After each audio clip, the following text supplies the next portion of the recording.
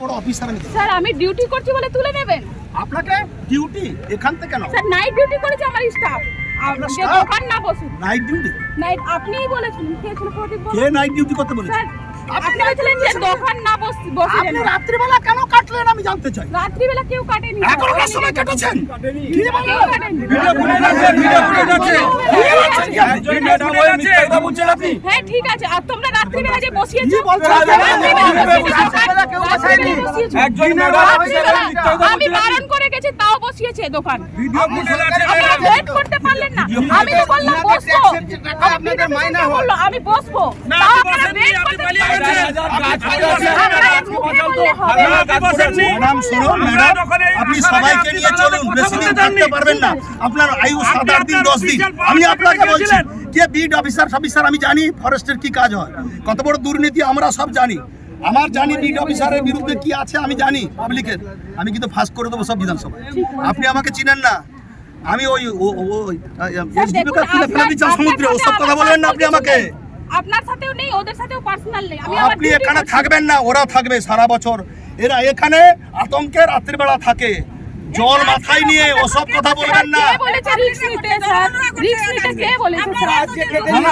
উনি কারো কথা শুনতে চান না। আপনি এত বড় ক্ষমতা দেখে মনে হচ্ছে যে রাষ্ট্রপতির ক্ষমতা নিয়ে এই সবটাই কি হয় আপনারা দেখুন। আপনি যে জনগণকে গুন্ডা বললেন না ম্যাডাম, এই জনগণের পয়সায় বেতনটা পাচ্ছেন, এই জনগণের পয়সা।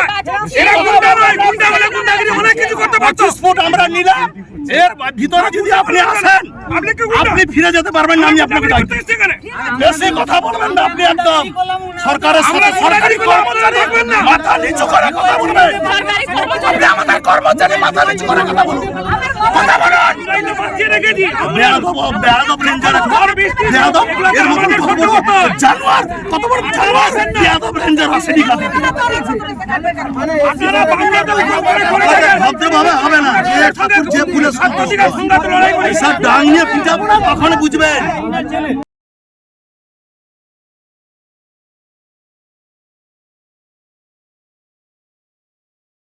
তাজপুর সমুদ্র সৈকতের ধারে অবৈধভাবে বন দপ্তরের জায়গা, দোকান বা ঘর গজিয়ে ওঠে। বাধা দিতে গেলে মন্ত্রী তথা রামনগরের বিধায়ক অখিল গিরির সাথে তর্কে জড়ালো ফরেস্ট অফিসার মনীষা সাউ। বন দপ্তরের অভিযোগ যে বন দপ্তরের জায়গা আগে থেকে কয়েকটি দোকান ছিল, তবে সমুদ্রের জলে সেই দোকান তলিয়ে যায়।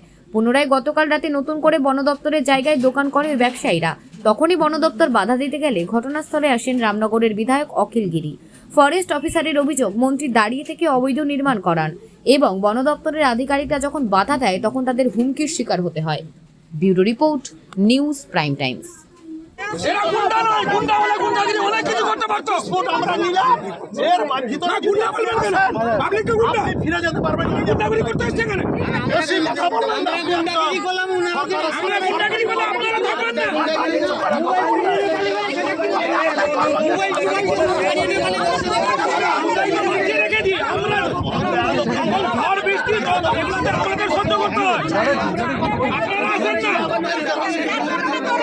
খেলছেন দাঁড়িয়ে খেলছেন।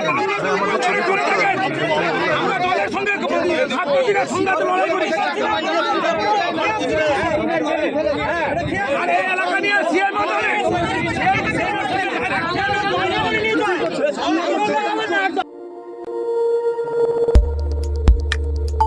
আমাদের সাথে থাকুন এবং দেখতে থাকুন নিউজ প্রাইম টাইমস, আপনাদের সাথে আপনাদের পাশে।